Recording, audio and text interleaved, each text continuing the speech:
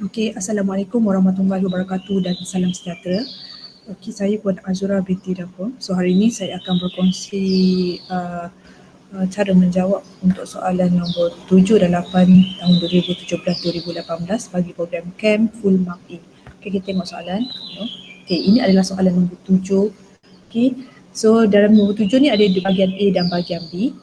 Okay, kita akan pergi satu persatu. So kita pergi pada soalan 1A. Okay, soalan cakap aromatic ring is less reactive toward coordination than alkene by using suitable equation. Explain this statement.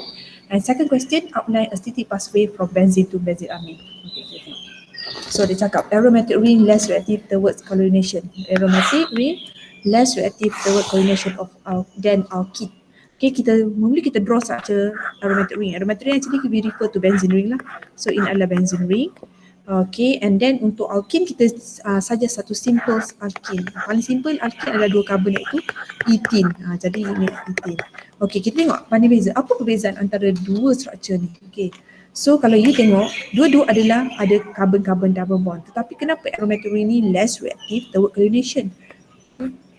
So chlorination ni maksudnya dia akan react dengan klorin. Kita tahu benzene ni akan react dengan klorin with the presence of Lewis acid ataupun AlCl3 ataupun FeCl3, boleh saja semana-mana lah. Okey, untuk ni kita akan buat chlorination, kita akan react dengan Cl2 dalam dichloromethane CH2Cl2.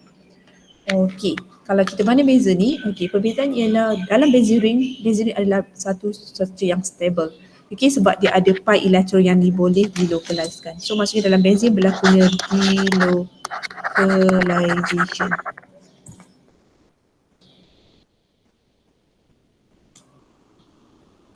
Okay, localization.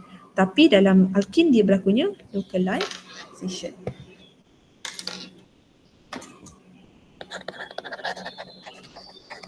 Localization. Okay.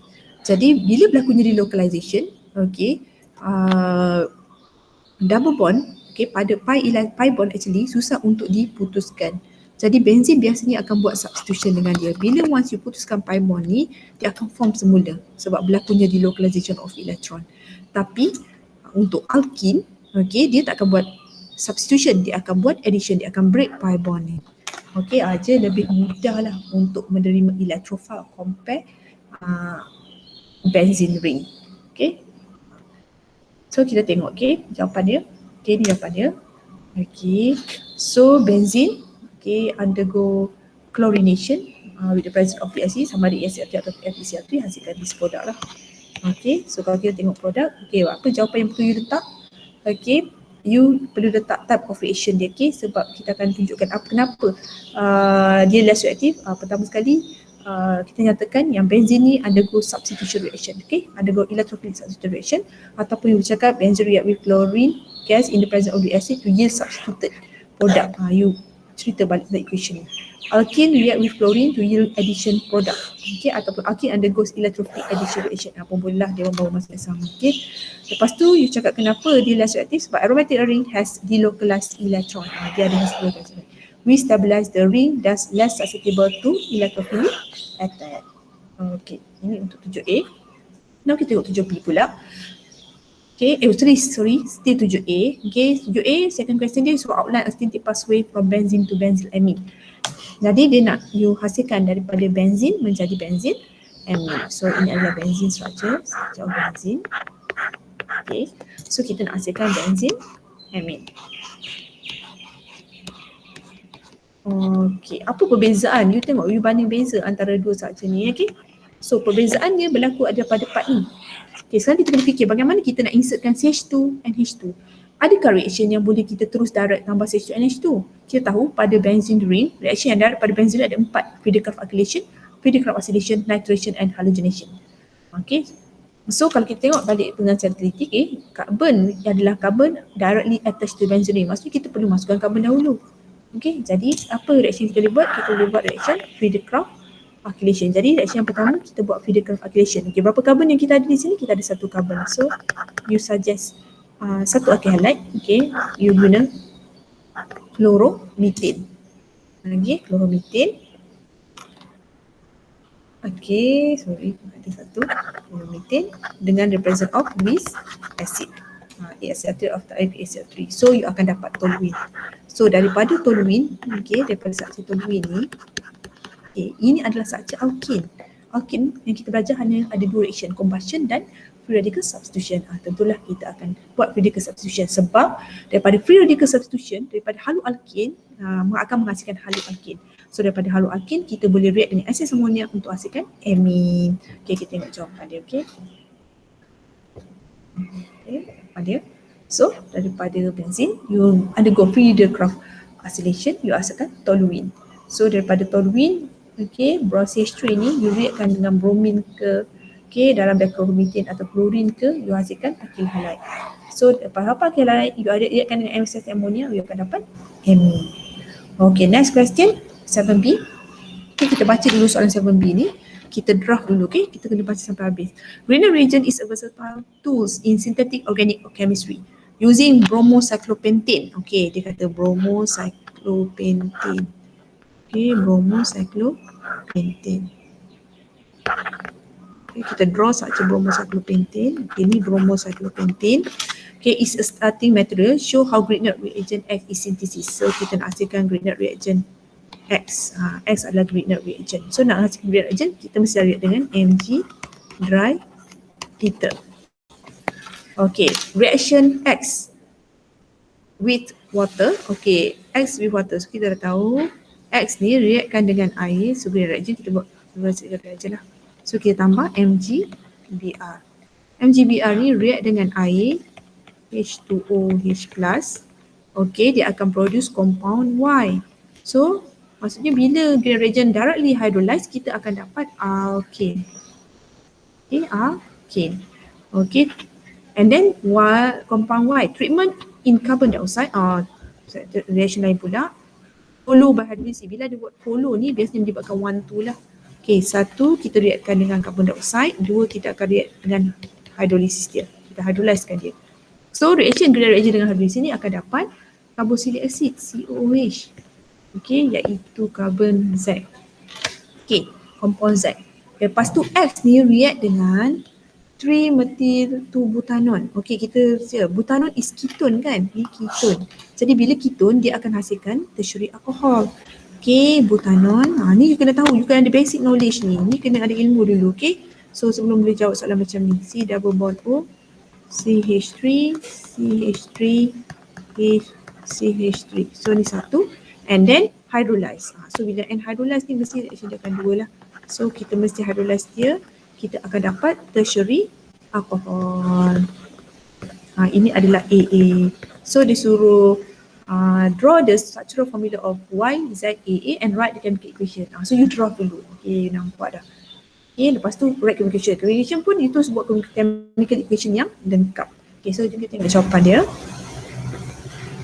Ni dia. Bila Grignard bromocyclopentane react dengan Grignard reagent, magnesium dan ether, dihasilkan Grignard reagent X. So ini adalah structure untuk Y, Z dan AA. Kan Y tadi kita dapat dia adalah alkene, Z ada carboxylic acid dan AA adalah tertiary alcohol. Okay, ini adalah equationnya. Okay. So soalan seterusnya, ini adalah soalan nombor 8. Okay, soalan nombor 8 ni macam biasa you kena baca dululah. Okay, baca sampai habis. Okay, baca soalan nombor 8A, lepas tu draft. Okay, lihat apa yang dia nak. Okay, seterusnya kita tengok, kita teruskan dengan soalan nombor 8A. Dia kata a group of students run one simple experiment to distinguish class of aliphatic amine and aniline. So kalau dia nak kita ada 3 class of amine, primary, secondary, tertiary, dan kita ada aniline adalah aromatic amine. Dia adalah aromatic amine. Okay, BB, CC, DD are primary, secondary and tertiary aliphatic amine. By using specific example, BB, CC, DD, suggest chemical test to differentiate between BB, CC, DD, aliphatic dan aniline. Okay, so BB dia kata tadi adalah primary. Okay, BB primary, CC secondary, DD adalah tertiary. So you boleh suggest apa-apa lah as long dia primary. So kalau nak tidak tahu dia primary amine, kita tengok berapa carbon yang attach pada dia. Kalau satu carbon yang attach pada nitrogen, dia adalah primary amine. Contohnya ni, ini adalah primary amine. Ini adalah BB. Okey, CC.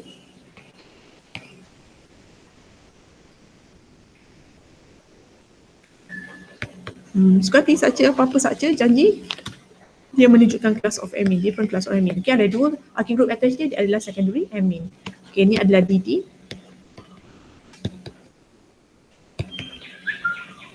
Okay, ini adalah tertiary amine. Jadi, class of amine ni kita boleh differentiate dia menggunakan nitrous acid test. Okay, kalau ataupun Hinsberg test pun boleh. Hinsberg test. Okay. Untuk differentiate aliphatic amine dan aniline, kita ada satu spesifik test untuk aniline. Kita panggil dia confirmatory test for aniline. Jadi iaitu kita menggunakan bromine water. Okay, jom kita tengok jawapan dia. Okay. So, dia suggest methylamine pun boleh. Apa-apa structure yang menunjukkan dia primary, secondary dan tertiary amine. Okay. Nitrous acid test, jangan lupa letak reagent dan condition dia, NaNO2 HCl dalam 0 hingga 5 degree C. Untuk aliphatic amine kita guna bromine water, reagent dia adalah Br2 dalam air. Observation dia, dia suruh state observation 8A1 dan 8A2. So observation dia, untuk BB dia akan form bubble gas form, CC dia akan yellow oil solution form, DD akan form clear solution.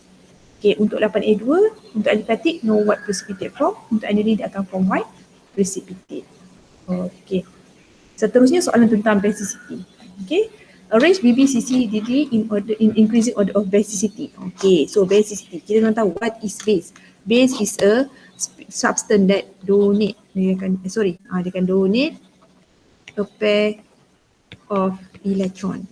Jadi bila donate of electron, kita donate pair electron tu kita refer di mana? Pada basicity dalam organik kita refer kepada amine. Amine, pada structure amine kita ada nitrogen atom. Actually kita refer pada density of electron. Kita refer pada electron yang kita akan donate pada nitrogen atom.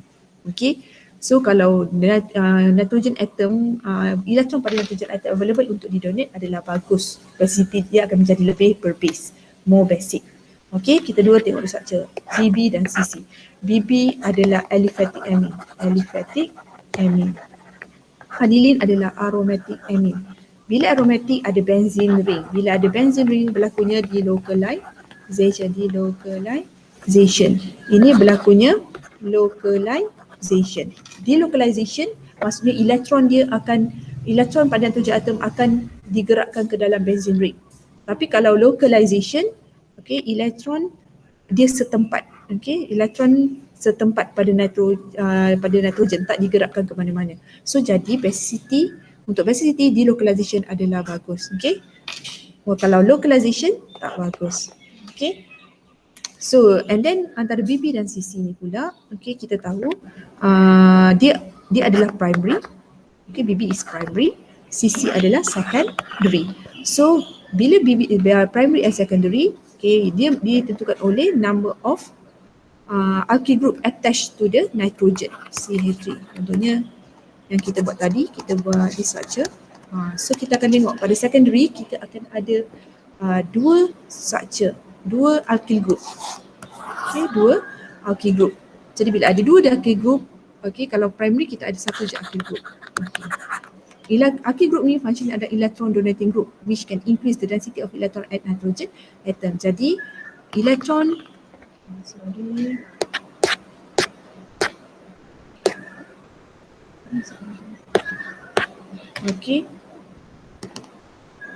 jadi electron donating group adalah bagus untuk acidity. Lagi banyak electron donating group adalah lagi bagus sebab dia boleh increasekan density of electron pada nitrogen atom. Kita tengok jawapan dia. So increasing basicity, aniline is less basic than BB dan CC. Kenapa? Because alkyl group in BB and CC is electron donating group which stabilize the positive charge ataupun increase the electron density at nitrogen atom. Dia boleh stabilizekan positive charge ataupun increasekan density electron pada nitrogen atom. Aniline is a weaker base due to the localization of electron in the benzene ring. So they destabilize the positive charge on nitrogen atom. Next untuk 8B, dia adalah 8B ni adalah related to amino acid. Dia chapter amino acid. Jadi ini adalah structure of valine. So kita draw dulu structure of valine. CH2, CH. And then kita ada NH2 and kita ada COOH. So pH dia ada 5.96. Ini adalah PI dia lah. So dekat saja amino acid kita ada dua part, kita kena kenal pasti masa basic part dan acidic part. So COH adalah acidic part. Okay, NH2 adalah basic part. Okay, so draw the structure of valine at PI value. Okay, you kena PI, bila PI ni dipanggil isoelectronic, zwitterion lah pada PI value. Structure pada PI adalah isoelectric point. Okay, itu adalah structure zwitterion. Okay, and then pada pH 2.3, kalau 2.3 kita consider dia acidic sebab dia di bawah 5.96. Kalau di atas 5.96 kita consider dia sebagai basic medium. Jadi kalau dalam keadaan acidic, okay, siapa yang akan react dengan acid ni? Tentulah base. So base ni akan react dengan acid pada pH 3.29. Pada pH 9.32, okay, siapa yang akan react? Yang akan react adalah acidic part. Okay, so you akan dapatlah structure yang mana yang dominan pada waktu tu. Okay, seterusnya valine ni react dengan 2,2-dimethyl propanol, okay, dengan present acid catalyst H2SO4 lah. H2SO4. Okay, so ini adalah reagent untuk esterification. So dia akan hasilkan ester. Maksudnya E ni ester. Jadi pada carboxylic acid you akan buang OH, pada alkohol nanti you akan buang H. You draw lah structure dimethyl propanol. Okay, tengok jawapan dia. So ini adalah structure zwitterion dia. Okay, ini adalah structure yang dominan. So K-ion adalah yang dominan. K-anion dominan pada 9.32 dan ini adalah structure apabila dia react dengan ester. Dan jangan lupa ya, ammonia, amino group. Okay, amino group yang structure amino acid, dia adalah structure berbase. Okay, dia adalah basic part. So kita menggunakan dalam isolation kita menggunakan uric acid, so that part pun akan react juga. So that's why dia jadi NH3+. Ni tolong beri penekanan ya. Okay, the last question.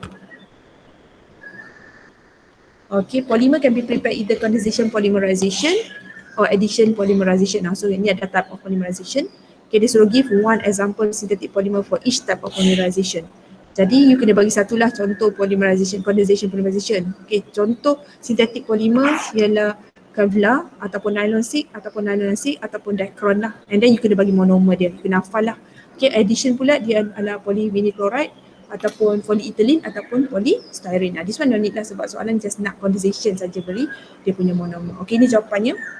Okay, ini adalah monomer untuk Kevlar, nylon dan nylon 6. Okay, ini pula untuk contoh synthetic polymer untuk addition polymerization. Okay, addition polymerization ni biasanya dia ada karbon-karbon double bond lah. Kalau condensation ni dia biasanya akan eliminate semua molekul macam sel atau air ataupun etanol. Okay, so untuk itu je saya dah habis discuss buat question ujian 8. Okay, sekian, terima kasih. Good luck for SPM nanti.